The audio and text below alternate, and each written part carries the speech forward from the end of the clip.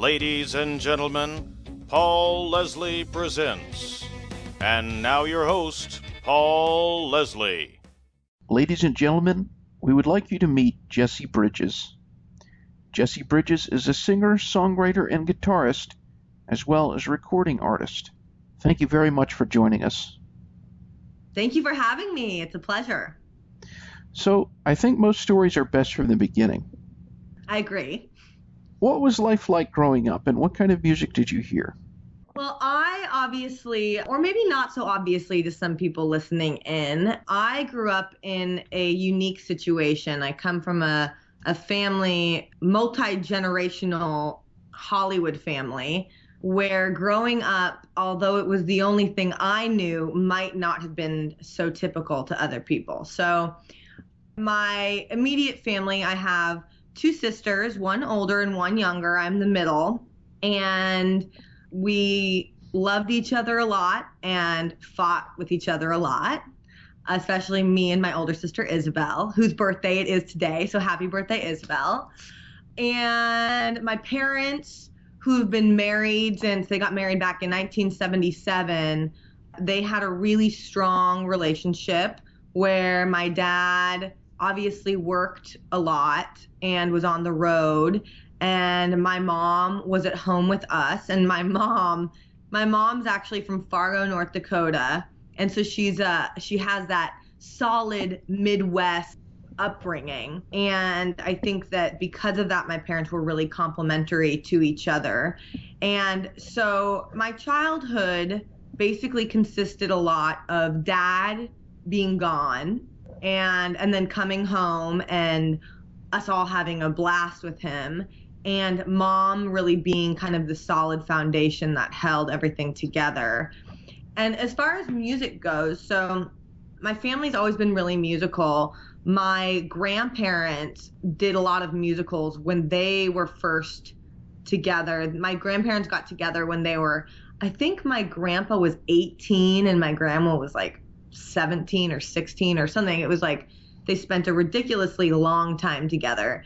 And they would always do musicals, and so they brought that into our family. And so we would get together over holidays with my extended family, and we would put on shows. And so we would do all of these Christmas songs together.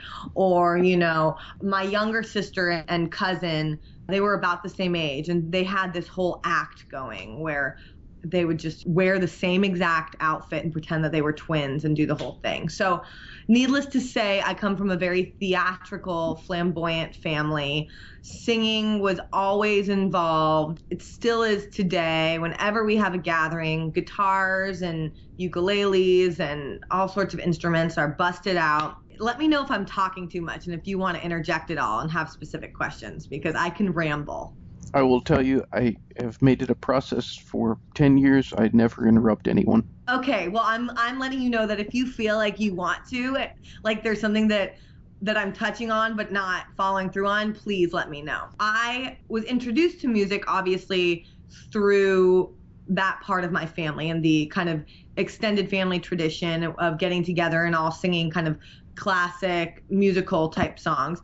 And then my parents grew up playing a lot of music from the kind of 50s and 60s, like a lot of Bob Dylan and the Beatles and some Elvis and Linda Ronstadt and stuff like that. And so I remember for my 9th birthday, I believe it was, I received the entire Beatles collection on CD. And I was just the happiest little 9-year-old that ever lived. And I would say that gift was extremely significant to me, because not only did it spark my love of the Beatles, but it really introduced me to songs in a new way. They were no longer just something that happened or like in the background. I started to think about it a little more, and the process of a song, the creation of a song. And then when I was about, I forget if it was 13 or 14, my dad gave me a guitar, a Yamaha, a really easy to play, just straightforward guitar. And he started to teach me chords. And at first I would get really frustrated and I would get to a chord that I just didn't want to push through. And like a bar chord, say an F or a B minor. And he calls me S, which doesn't really make sense. Maybe that's another tangent I'll go off on some other time. But he calls me S and he goes, "Hey S, you're doing that right. If you keep doing it, it'll become easier." And I said, "No, Dad, I don't like it. It's too hard." And then he'd be like, "Just try it again." I'm like, "Okay, you mean like this?" And I'd like play it and he'd be like, "Exactly." I was like, "Oh, I didn't like that." And then I would just keep doing it and it came more naturally to me than I thought it was going to. And so by the time I would say maybe 15 or 16, I had written my first song, and it was about my boyfriend at the time, and it was like this puppy love, really silly song that was extremely serious to me at the time.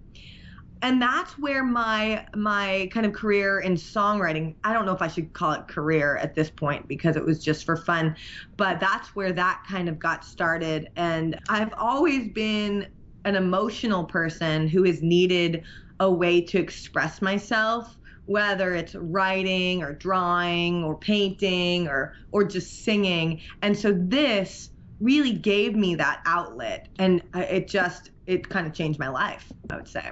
The guitar is kind of on the music, the melody side of things, but something that I think is kind of interesting, your grandmother had a way with words. She was a poet. Yes, absolutely. Do you remember like hearing her poems or reading them when you were growing up? Yeah. Oh, she was just the best. And she was so enthusiastic and just full of life, that woman. I feel like, hold on, let me see. I feel like I might have one of her very first, where did I put that? Poetry books. One sec. Let me just look for this. Maybe it's not here. Is it under here? No, sorry. Some of her poetry was extremely simple and straightforward and very kind of childlike, or like her target was to her children. So she would write these poems about her children that were then passed along to her grandchildren. And we would all know her poetry. And it was just a really cool thing to be able to share with her. And then I remember every birthday she would write. I have 11 cousins on the Bridges side. And so for everyone in my family's birthday, she would write for every year a poem specifically for that person.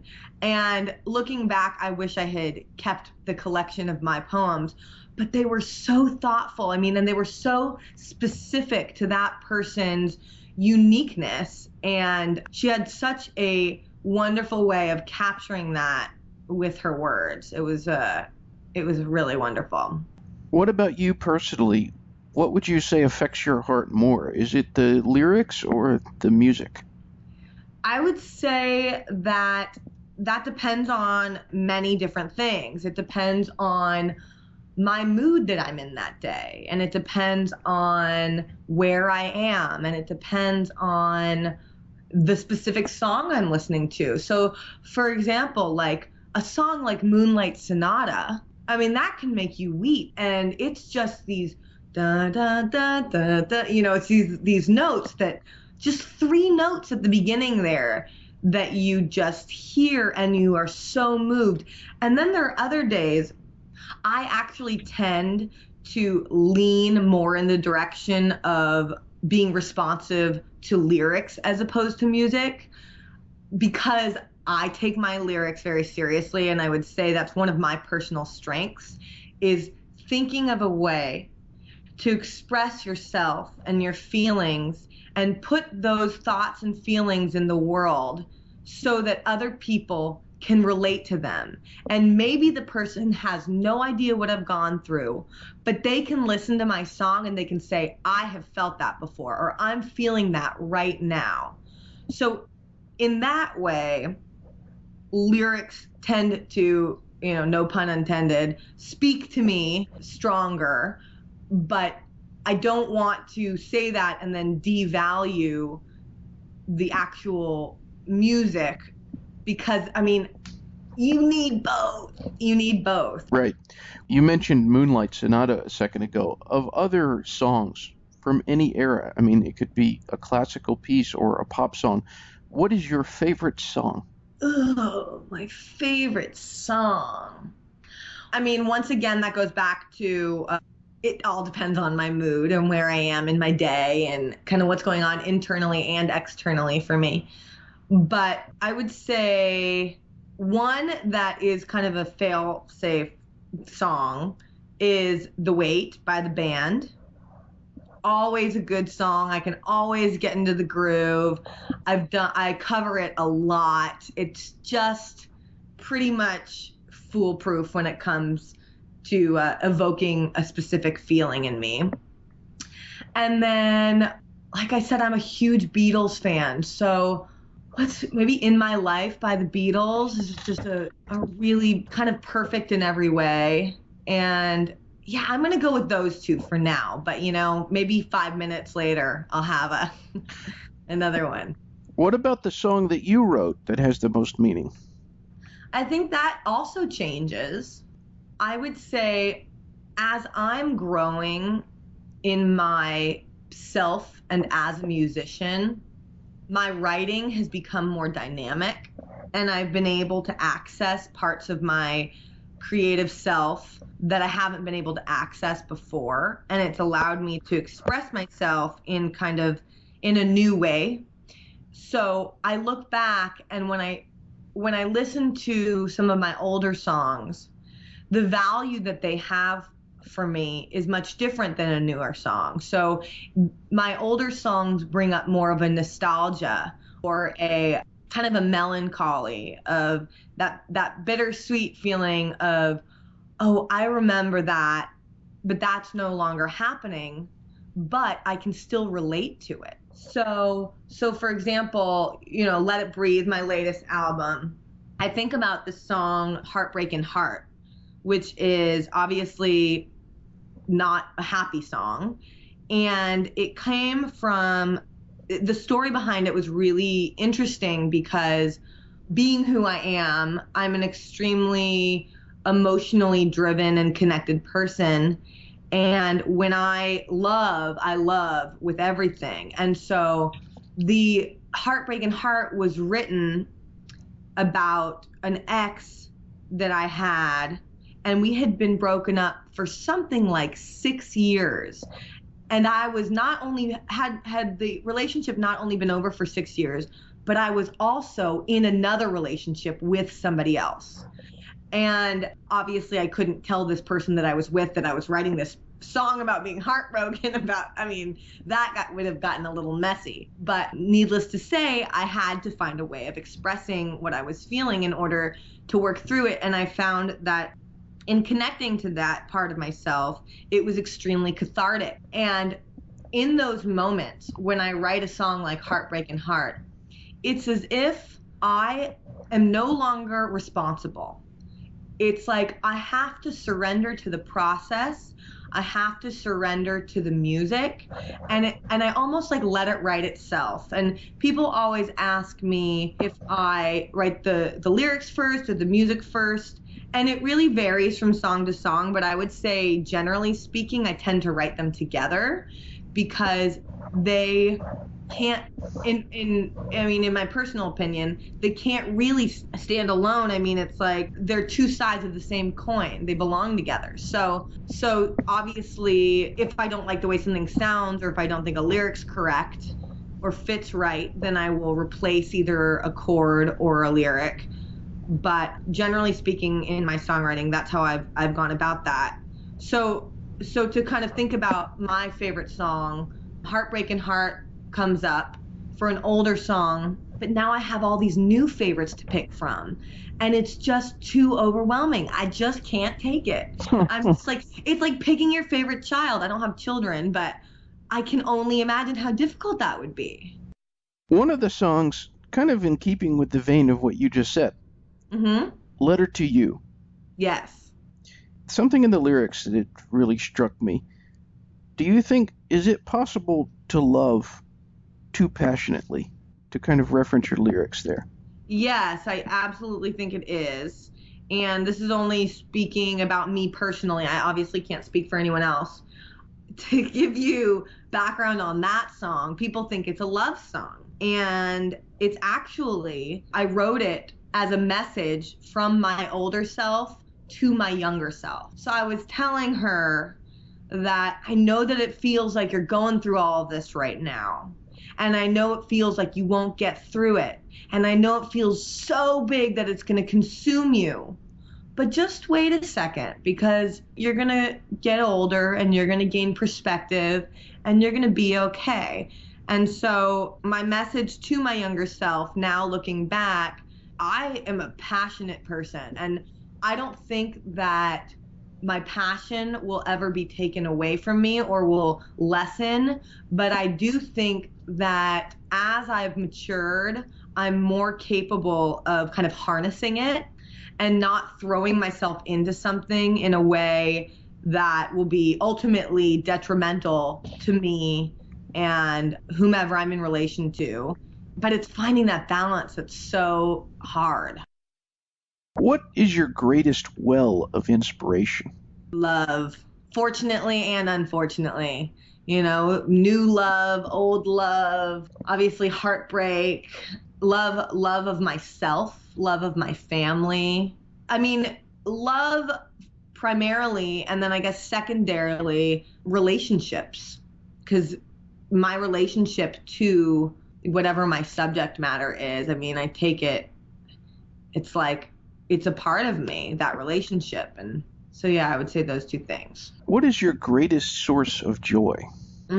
Okay, so your last question was my greatest inspiration. I'm going to say love for that. And now I'm going to take relationship out of that one, and I'm going to put that word into my greatest joy. Okay. Because relating to people is the thing that makes me feel the most alive. I love learning about who people are and where they come from and what excites them, and sharing those intimate parts of me with someone. And so when you have this joint vulnerability and you're able to just relate to each other, there is no greater feeling than that for me. I guess in keeping with relating, Yes. what do you like about performing? Oh, well, I used to have this, I wouldn't say it was a phobia, because I've always enjoyed performing, but it was a resistance.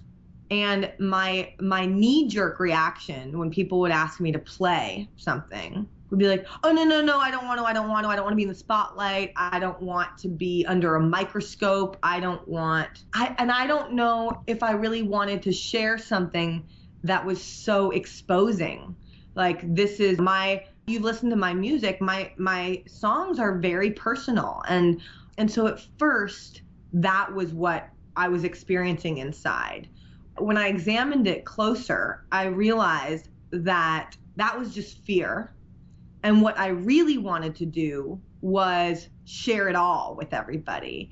And I've noticed, as I've been performing more over the last few years, is that the more vulnerable I am, I don't want to say the more well received I am, but the more relatable I am. So if I sing something that really affected me and I'm able to connect to the song when I'm playing it and perform it to an audience that is then receiving that energy, I feed off of that. So the coolest part about performing is that you are no longer in it alone. You know, you are creating this experience with your audience. The audience is just as much a part of the performance as the performer is.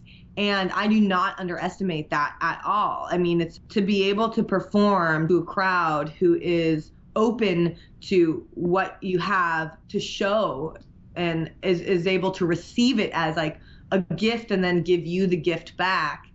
It's really just the coolest thing. You are performing right now, and you've released the first EP and then this most recent full-length album. What do you dream of doing next? I'm actually such a good question. And this is a very exciting week for me because I'm getting ready to release 2 singles. They will be released online. They'll be available through my website, jessiebridgesmusic.com. They'll also be on iTunes, Spotify, RDO, all of those different avenues of listening. And it's taken me a while to be ready to release something new because I wanted to let it breathe. My last album that I did, I wanted to give it its own kind of time and space to really live in the world and kind of do what it was going to do. And then I start itching and I like get bored and I'm like, I want to get back into the studio, and I forget how much I love being in the studio. So I finished these last 2 songs. I wrote them, I think last winter I wrote them. And I met up with a buddy, Jeremy D'Antonio, who also lives here in the Bay Area. We went into the studio and wrangled several local musicians who are all incredible people and they're incredible players. And I am so excited to release these songs. Like, it's just like what I was saying. I look back and I listen to my old music and it makes me feel nostalgic and like it makes me want to cry and it makes me laugh out loud and all these things. And then I think about my new material and it's my best stuff yet. I mean, I feel like everything that comes out, it's like, this is it. This is the one. But it's never ending. Of the different avenues, I guess, recording, the beginning, the songwriting, and the performing, is there one that is more exciting? No, that there isn't. I keep thinking that whatever one I'm doing at the moment, that's the one that's most exciting. It's like, when I'm in the studio, I go, oh, I forgot what this was like. This is amazing. Oh my God, I need to be in the studio more. And then I'm rehearsing for a show, and I'm like, oh my God, this is so great because you get to fine tune the way you want it to sound live. And then you're at the show, and I'm getting ready for the gig, and it's like all this exciting, nervous energy. And then I get out there, I'm like, oh my God, that was so amazing. So I'm just kind of sometimes a little over enthusiastic, and I need to tone it down a bit. There's nothing wrong with loving every aspect of what you do. No. So, and then the writing too. I start writing a verse and I'm like, oh my God, this is going to be the song. But like I said, they're all the song. They're all the song. What is the best thing about being Jessie Bridges? I would say the best thing about being me is that I continuously surprise myself. I mean, every day I do things that I had no idea I could do. And also another thing that I surprise myself by that I really value in growing up. When I was younger, I used to be so afraid of doing things. I mean, the smallest things, whether it be like going to a social situation where I didn't really know anybody and like, what if nobody likes me, to having an intimate conversation about something that's really scary with somebody who you have a relationship with. I used to feel those fears and then not do those things because I was so afraid. But as I've gotten older, I feel the fear. The fear is real. But to do it anyway, and this is actually such a good segue, and I didn't even plan this, okay? Perfect. I'm gonna play a song for you right now. All right, let's hear it. So to feel the fear, but to do it anyway, is something that has only become more natural to me as I've gotten older. And it's still scary, but so this song's called Do It Anyway, and this is one of the songs I'm gonna release this week, or I don't know when it's gonna come out. It's getting mastered at the end of the week, but should I just go? Do it. Okay.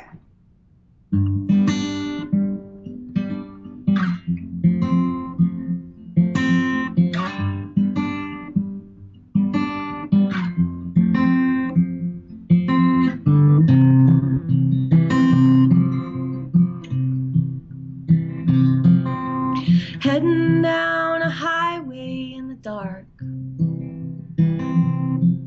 When your foot is on the brake, you won't get far. And fighting time will only expose the ways you're weak.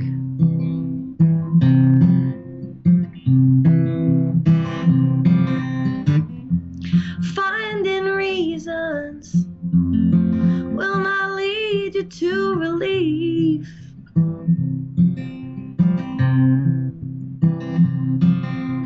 It's no use to make excuses. Do it anyway.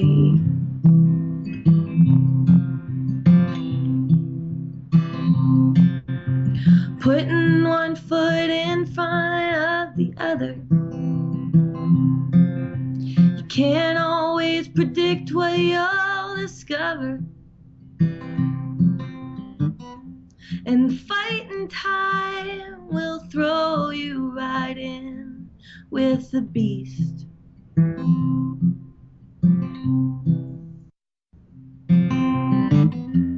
Fly too high and the sun is gonna force you to your knees.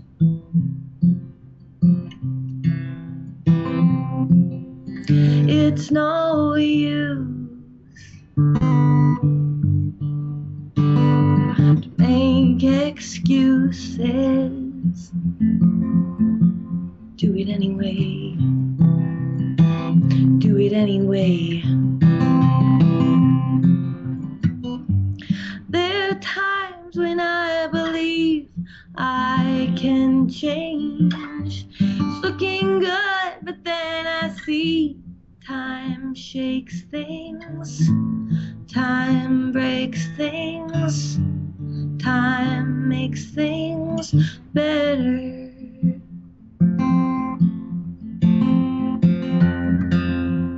Wrap a rope around it if you want. Try to hold on to it till it's gone. Some folks even suffocate the very thing they hope won't go away. And some roads may not take you where you think you want to go, but it's too late.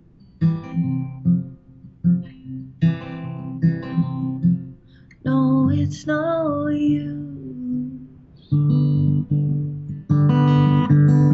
to make excuses. Do it anyway.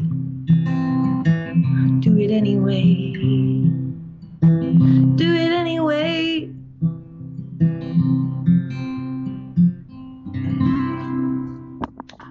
Thank you.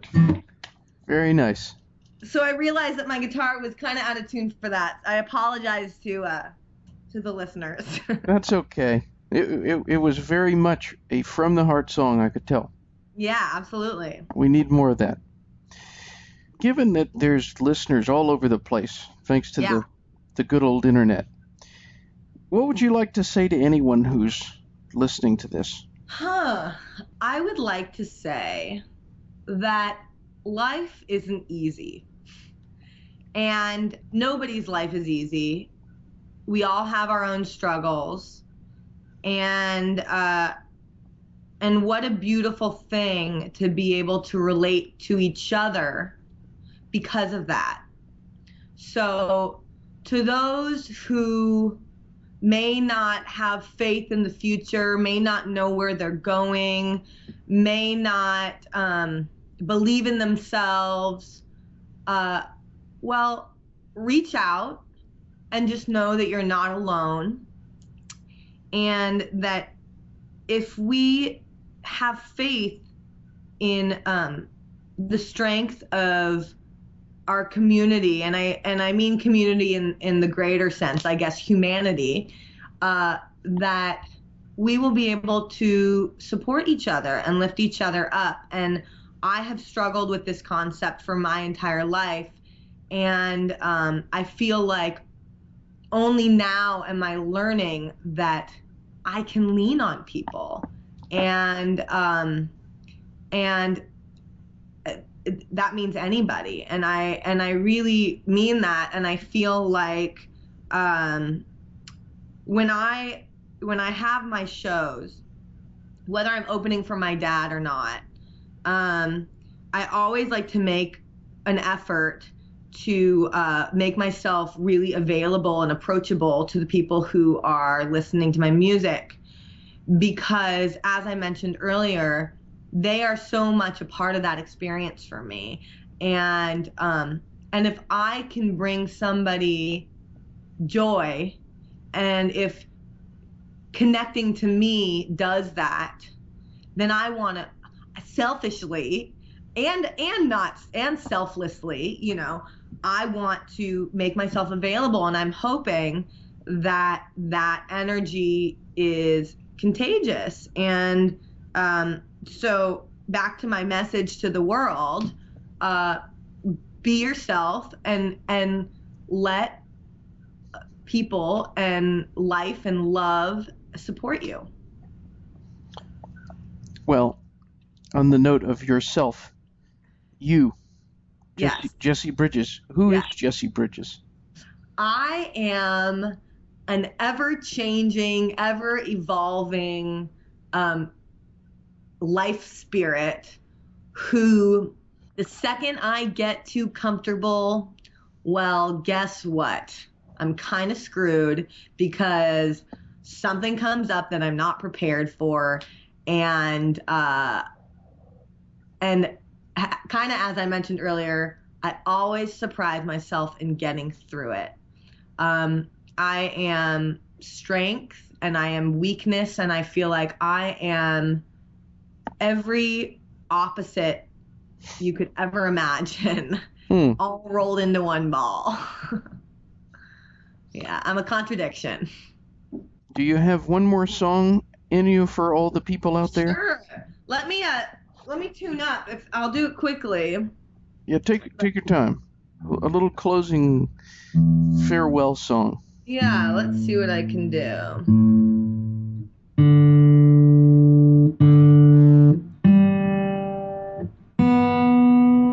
I'm thinking, should I do, what would be a good song to do? I know. I'm going to do a song from my album, Let It Breathe. The song's called Something to Miss. It's my the opener on the album.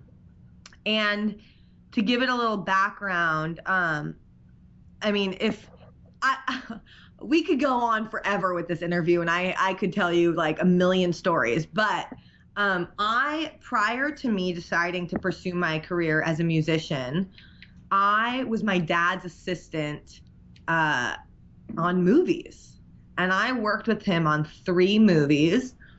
And while I had an amazing time, it was obviously riddled with challenges. And one of those challenges was being away from home.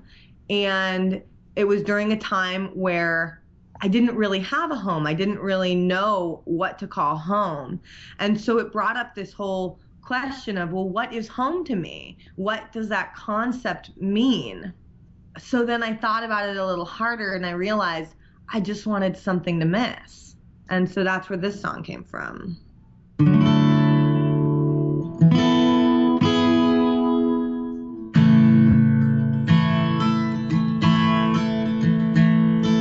Driving down this old dirt road,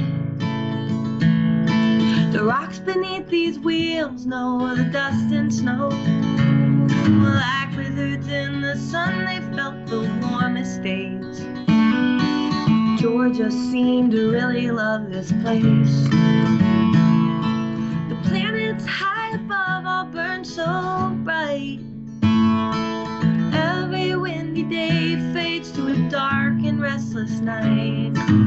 People here all smile and say hello. I'm learning there's a lot I didn't know. And when I feel it fall away, like sand slipping through my fist, I just want something to miss. I'm 30,000 feet up in the sky, but the next time I touch down is when I'll really start to fly. Life sure gets lonely living in a crowd.